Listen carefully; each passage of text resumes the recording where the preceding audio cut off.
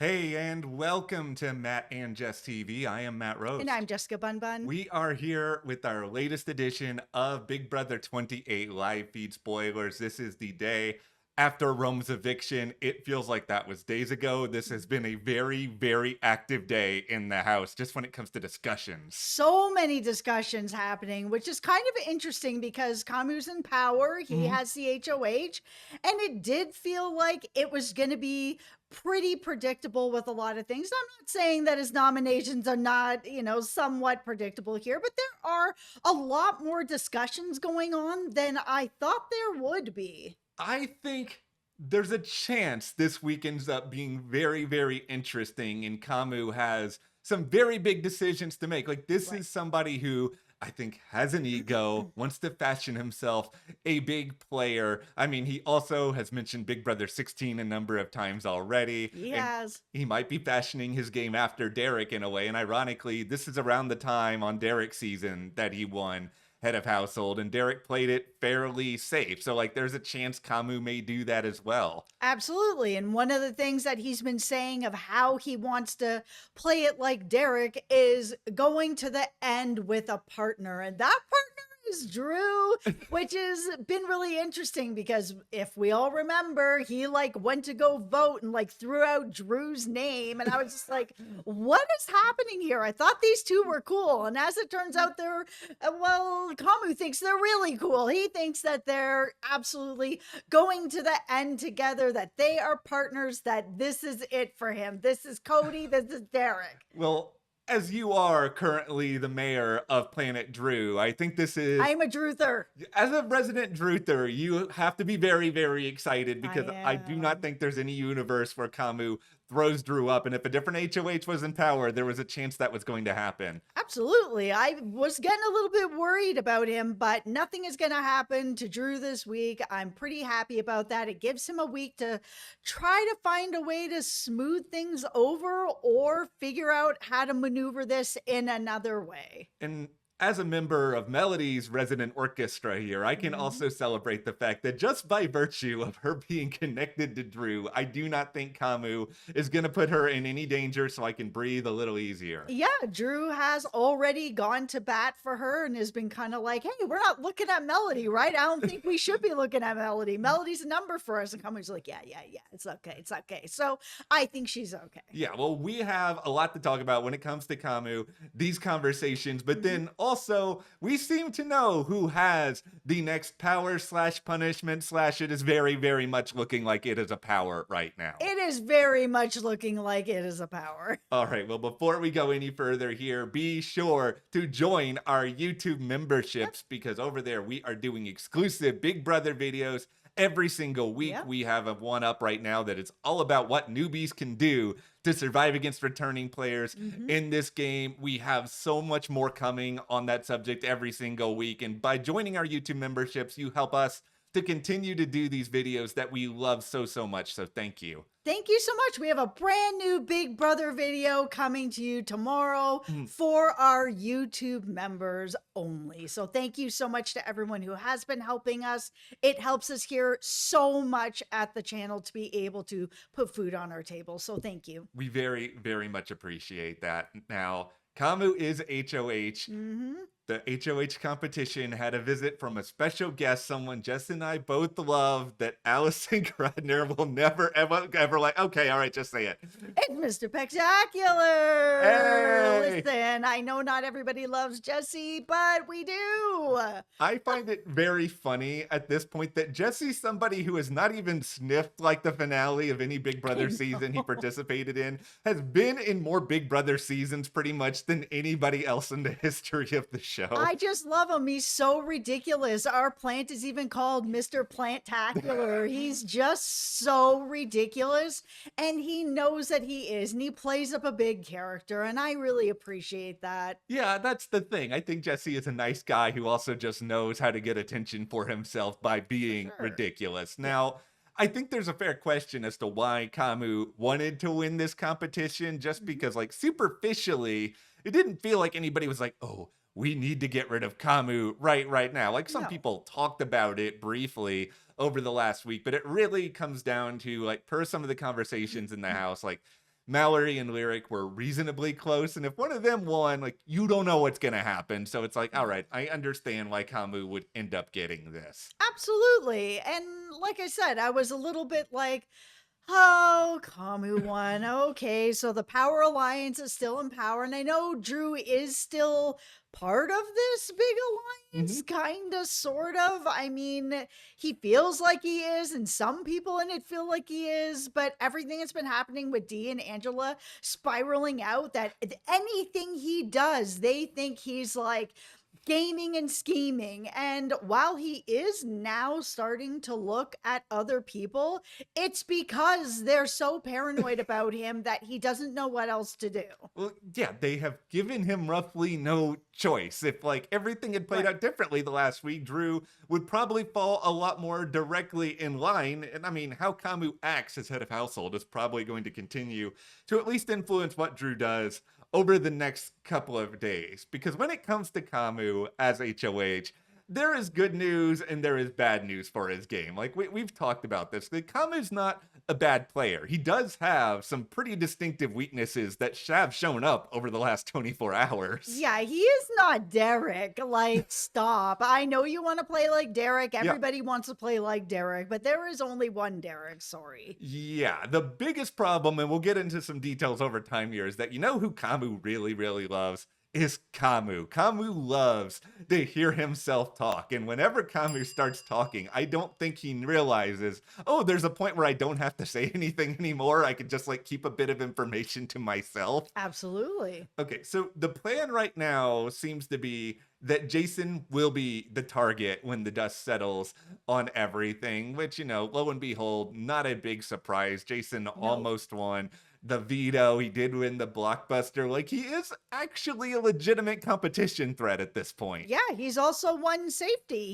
He's won a couple of things already, and we're only going into week 3 here. He is somebody to be worried about. Yeah, now Kamu has done his best to try to assure Jason, all right, you know, you're safe, blah, blah, blah. I mean, he's not nominating him directly. I don't think Jason is so oblivious that he's going to go through the next couple of days just feeling absolutely safe. Like, why in the world would he at this point? No, I don't think so. Jason's not the best player we've ever seen, but he's, he knows that there's some smoke on him. He does. Yeah, now this is just something to deposit, and we'll kind of look at it and see if its interest goes up over the next couple of days. Where it is Jason really the right person for Kamu even to go after? Because it feels like Jason is probably going to go after Angela after everything that has happened over the past couple of weeks. It also feels like Jason is enough of a comp threat at this point that if Jason stays, is Kamu going to be like, I don't know, a little bit insulated? Like, this is a fighter. Like, he's somebody everyone is going to look at as a comp threat, right? Well, here's the thing. I think that Kamu knows that at some point he needs to get rid of the vets. He wants to go to the end with Drew. Does Drew want to go to the end with him? Question mark. I mean, he's saying yes, but does he really?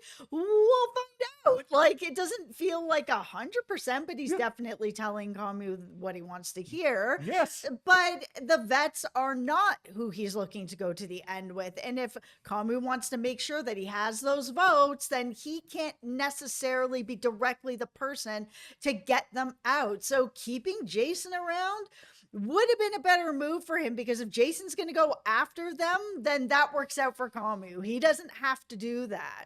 Okay, well, this is where we're going to start with one of our first head shaking moments here for Kamu as his HOH reign continues, where Drew is very much responsible. Your guy Drew helped Kamu come up with this entire plan in the first place. And then Kamu proceeds to basically tell everybody that this is Drew's plan. Like, if this is your ally, Kamu, why are you putting all of this heat on? I know you're probably trying to escape some of it yourself, but how is this helpful? Yeah, he's probably trying to escape some of it himself. He might be also like, I don't want to like take away a move that somebody else has done. I don't want to take credit for something that, Drew is coming up with.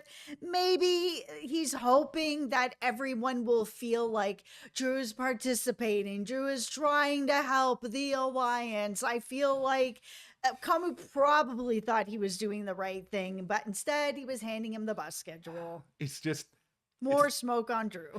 it's not entirely there for Kamu all the time. That's just No. is what it is with the guy and the way he's playing the game right now. So the current nomination plan here is Lala, Mallory, and Lyric. And at first, Kamu did tell Lyric that she was going to be okay.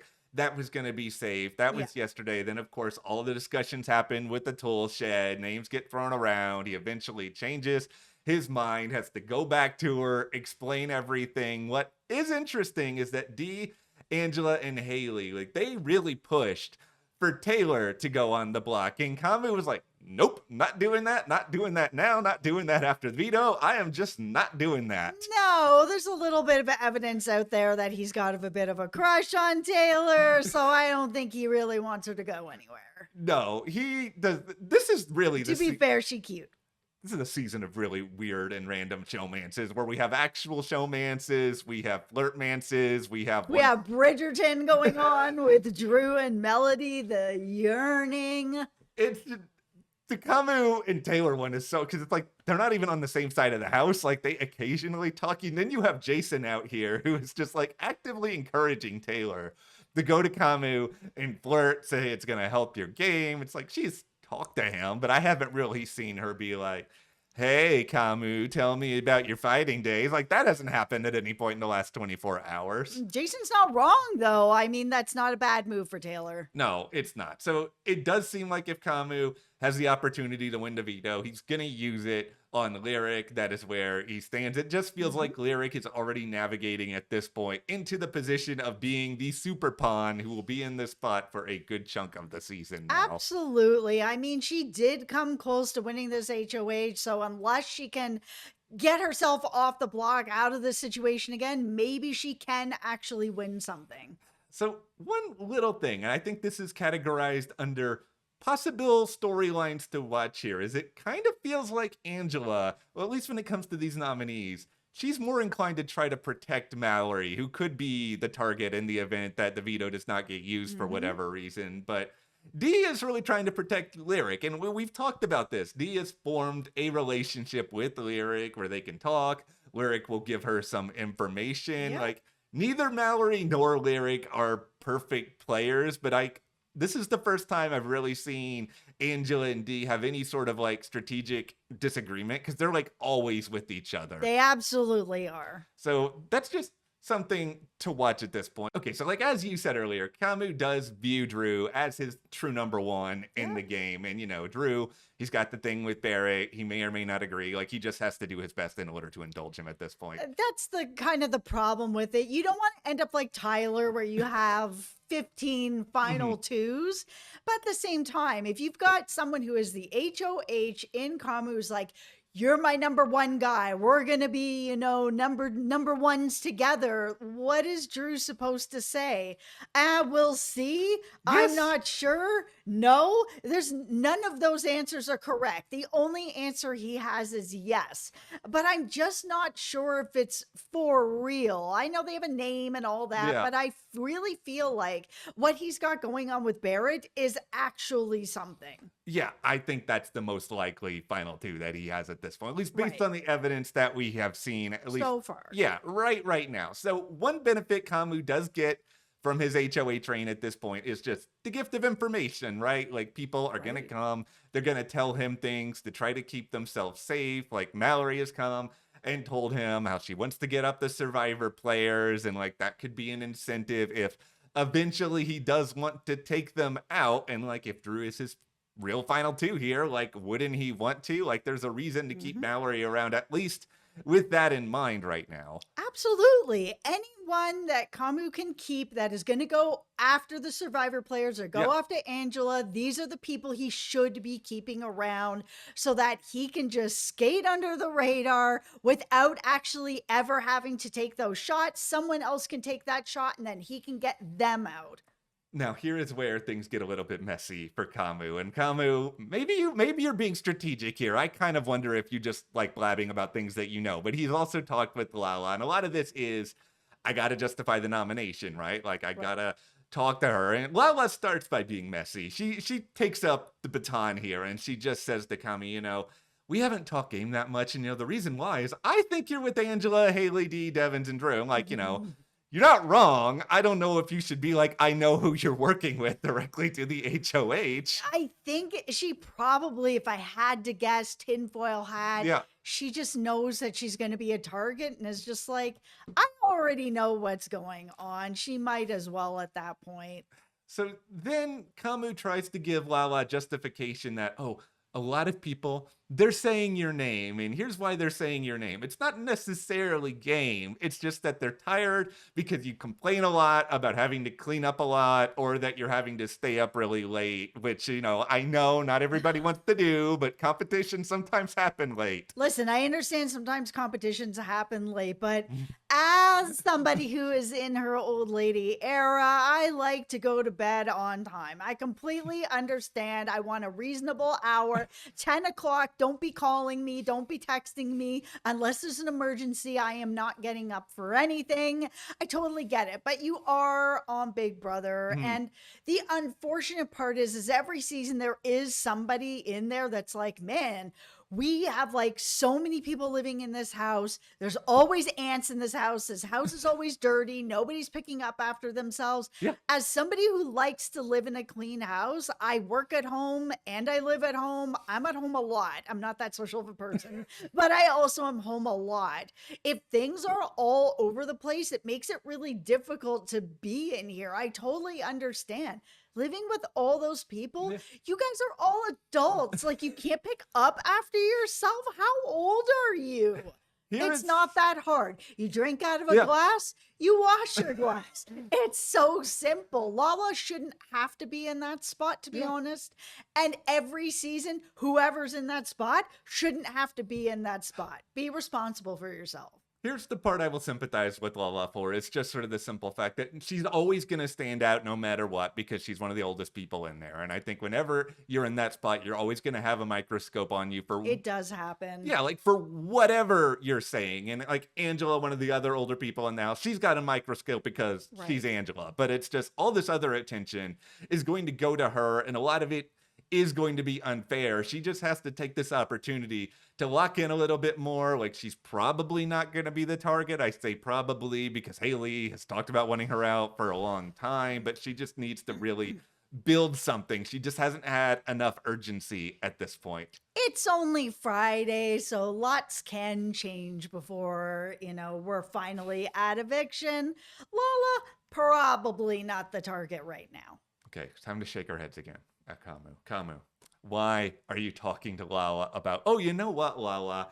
I've heard that you might have something going on here with Angela, D, Haley. Like, we've talked about this, that, Angela and D, Lala and Taylor, they have an alliance called, the Honor Society. Like, alliance names, they don't really matter to us. Like, the only reason that they happen all the time in Big Brother at this point is because if you don't have an alliance name, nobody's going to think that it's real. So they just make up fake alliance names at this point to try to put a smokescreen out there. Yeah.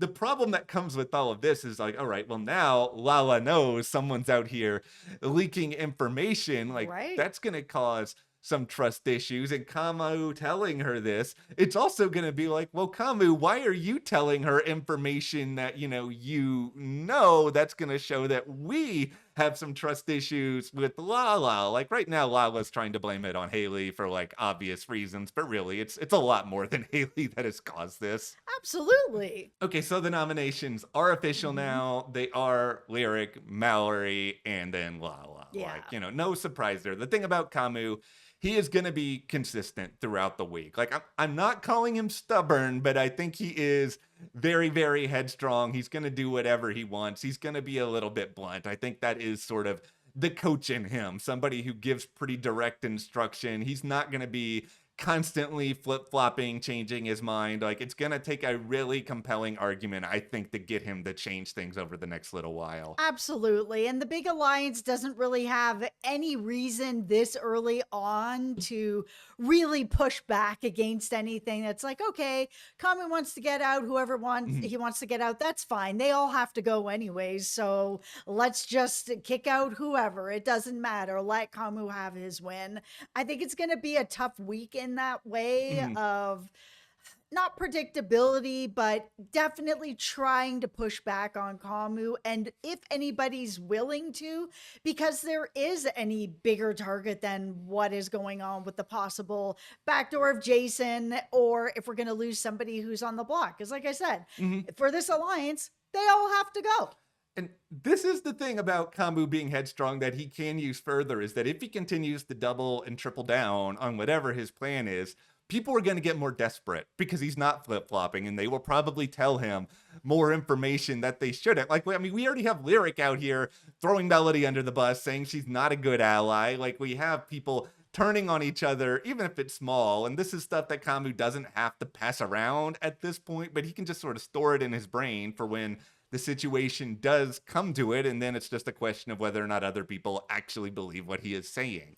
The one thing that I did like that Kamu said, which was very, related to me, because I've also said this, which is that Drew looks like his brother. And I was really surprised to hear him say that, because I've also said that Drew looks like my brother too. I actually just spoke to my brother Jeremy yesterday. I was like, yo, your twin is on Big Brother right now. He's like, I don't watch that show. I'm like, I know, but you need to. He is absolutely looks just like you. It was kind of neat to hear that as well. Okay, so if there is any potential for mess that's coming out of Kamu's HOH week, here is where I think it could come from, is if Kamu learns more about Angela, Indy, and everything that they are saying about Drew and then Barrett, is he then going to be like, I need to protect my bro, my fellow Big Brother 16 Cody and Derek relationship. I got to do something about this. Like, Haley's heard a lot of this stuff, like, and there is information that could easily funnel back to Kamu. It just like, does he feel like he can still be a knight in shining armor for Drew, that Drew doesn't have anything to worry about? Is this the time to make a bigger move? I don't think he's going after Drew. I don't think there's really any scenario that he's going to turn on Drew. I think Kamu will really push back on that and just be like, he is part of our alliance. Why are we doing this? It is week 3. I feel like he's just going to be like, really sell me on why we would ever turn on anybody in our alliance at this point. So is there a chance that Kamu would go after Dee and Angela in like a how dare you go after Drew sort of thing? Listen, I don't think so. Not this week. No, it's probably too early. The one thing that is very interesting, though, is Dee did tell Kamu that Drew is out here, and this is according to a conversation Dee had with Devins. Drew's out here saying that Kamu's running around, that he's jumping into every conversation, which, to be fair, Drew did say this, so Drew is not exactly in the clear, but Kamu may not believe it. Kamu could go back to Drew, and this could lead to, oh, maybe we do go after Angela. Maybe we do go after Dee. Like, maybe things actually do start to snowball a little bit. Yeah, I think he just has so much trust in Drew right now, and Drew is doing the right thing in building that up with Kamu. Kamu's the HOH. You know, we've got our nominations, but no veto yet, no blockbuster yet. Like, anything could change. But I think as long as Drew continues to do what he's doing and feeds the Kamu, everything will be okay. But it could end up that down the road, the two of them decide to then, break off the tool shed back to the two alliances and start to get out some of the vets. And then it might be a situation that, say Drew ends up winning and Kamu's like, okay, it's time to take the shot. I had you. I still have you. And I think Drew knows that he has Kamu and he actually has him. So I feel like Drew at that point might take a shot. He has tried and tried to smooth things over, and it doesn't matter what he does or what he says. He knows that everything he says is just getting spun. Yeah, the tool shed's not making it to final 8, final 9. Like, no, it's gonna splinter at some point. This may not be the week. It's a matter of when. So last night we talked a lot about what in the world Taylor did with this rogue vote. And like, what's interesting for now, like, it briefly seemed last night that Angela and Dee might know something, but it actually doesn't feel like they do. It feels like, per the conversations we've seen, nobody really seems to know. And I mean, of course, with that in mind, Angela thinks that it's true. And like we said, this was probably going to be the case. Oh my goodness. And it's so wild that Angela would think that it's Drew. Now, breaking news here, because we do have a power announcement that we have to speak to. Yes. Devins to the surprise of no one, has the power. Absolutely surprise of no one. And next week it's going to be D. It's just, they have such a huge fan base. It's so unfair. It Yeah. is Big Brother.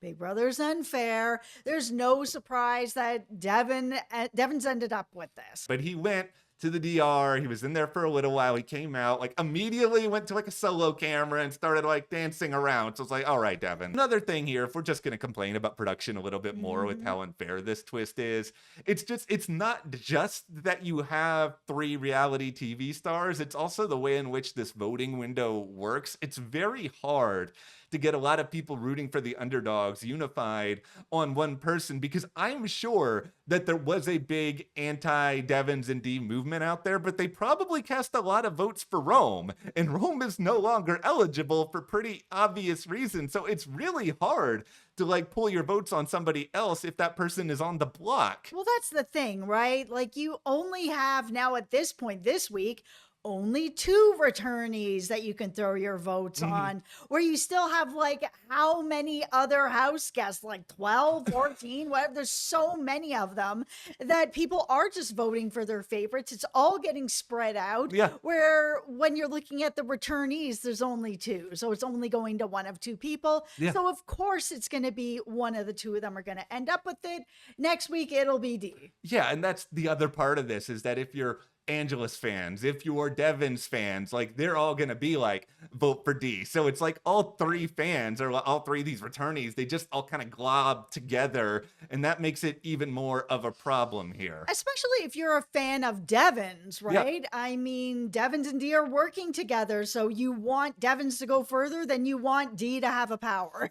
All right, so we have a couple of odds and ends here before we wrap everything up. We'll do a brief Lyric update. How is Lyric doing after losing Rome? You know, having the longing looks at the memory wall, which is very, very brief, because she's also been like, I don't know if this is gonna work. You know, I'm in Hawaii, he's in Florida. It's just like, Lyric, Rome just professed his love to you on national TV.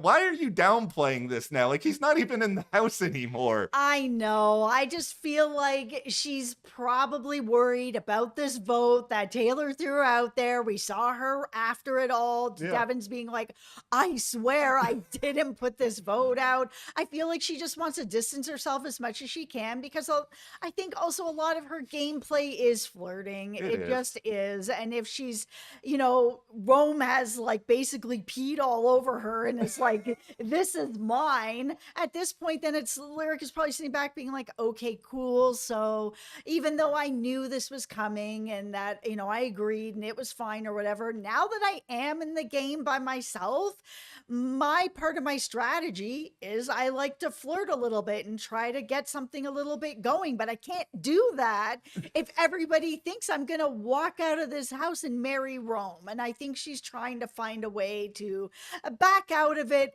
enough that she can still have a little bit of flirt play.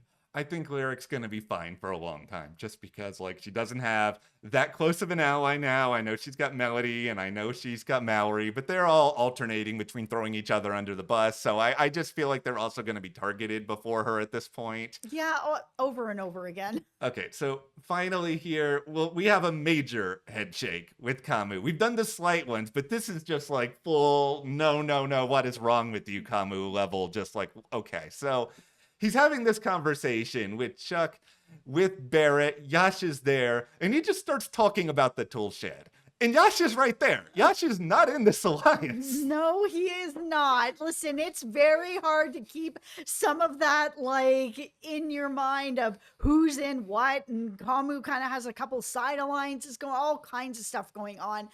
At this point, I feel like Kamu really has to just bring him in. Welcome to the tool shed, Yash. Welcome.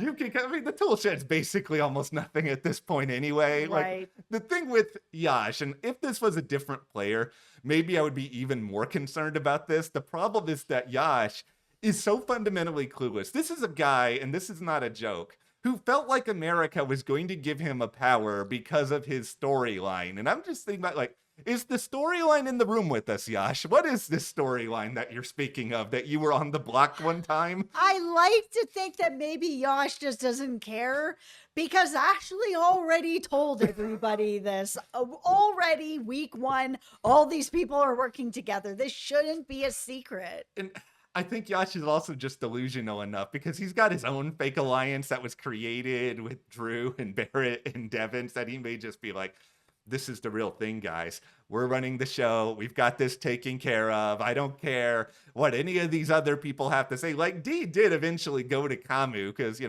he heard about this from Barrett and was just like, so Kamu, about this, well, why did you say that? And he was just like, I don't remember, which is really I don't remember. Oh my goodness. which is honestly, that's probably the only, because you don't want to be like, I did that and here's why I did this. This is like the only reasonable explanation you can give at that point. I think he just probably just wasn't thinking and it came out. And he just is really close to Yash and it just came out. It was just a mistake. And he should have just admitted, I just made a mistake. I was just talking, I forgot, and it came out. But he's not going to be able to ever be like, I made a mistake. Not No. everybody is on the level of I made a mistake. No, they are not. But all right, well, that is where we are with today's edition of Big Brother 28 live feed spoilers. So let us know, what do you think about Devin's getting the power, about the plan here that Kamu has in place, and also join our YouTube membership for weekly exclusive Big Brother discussions, including how the newbies can survive in this world. Thank you so much. We'll see you here next time.